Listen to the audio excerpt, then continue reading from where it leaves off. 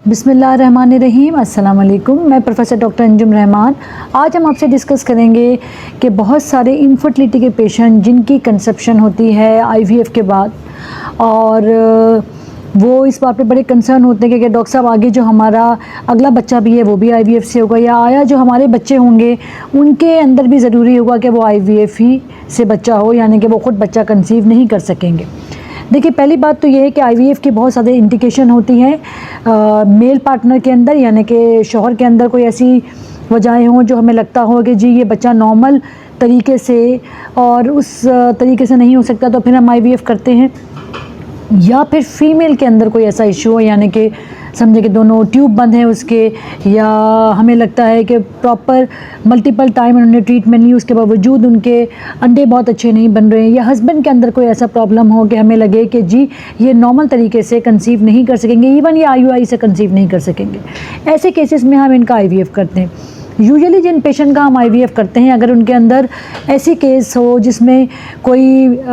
जैसे नस का बंद हो जाना मेल का या फीमेल का, या ऐसी बहुत कोई बड़ी इंडिकेशन ना, और हमें लगे कि क्योंकि इनकी एज ज़्यादा है और ये पिछली दफ़ा बहुत अरसे से ये साथ रह रहे हैं, इसके बावजूद उनका बच्चा नहीं ठहरा, और फिर इंडिकेशन बनती है आईवीएफ की, पिछले सारे प्रोसीजर फेल हो चुके हैं, तो हो सकता है कि इस आईवीएफ के बाद उनका नेक्स्ट टाइम सिंपल मेथड से भी बच्चा ठहर जाए।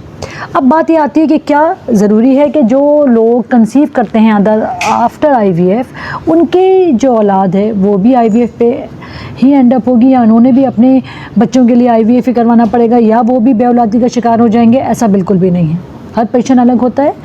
बहुत सारे रीज़न होते हैं। कुछ जेनेटिक कॉज होती है, यानी कि वो कुदरती तौर पे पैदाइशी होती है। कुछ ओवर द टाइम, जैसे हो सकता है खुदा न खास्ता एंडोमेट्रियोसिस हो जाए, ट्यूबरक्लोसिस हो जाए जिससे ट्यूबें बंद हो जाए, मर्द की नस बंद हो जाए, बहुत सीवियर हार्मोनल प्रॉब्लम हो, या कोई ऐसे पहले ऑपरेशन हुआ हो कि वो प्रॉपरली आफ्टर ट्रीटमेंट के बाद भी इलाज से भी बच्चा ना ठहर सका रहा हो, और हमें लगता है कि पेशेंट की एज ऐसी हो रही है कि ओवर द टाइम जितना ये टाइम बढ़ेगा ये कंसीव ना कर पाएंगे, तो फिर हम आईवीएफ करते हैं। तो ज़रूरी नहीं होता है कि ये सारी चीज़ें उनकी फ़र्दर जो फैमिली है उनके अंदर जाए, या जो फर्दर उनकी जनरेशन है उनके अंदर फॉलो ऑन करे। कुछ जेनेटिक कॉजेज़ होती हैं वो ज़रूर जा सकती हैं, मगर ज़रूरी नहीं होता कि हर बच्चे के अंदर वो कैरी ऑन करें। सो ये बिल्कुल एक मिसकंसेप्ट है कि अल्लाह ना करे कि अगर आपका बच्चा,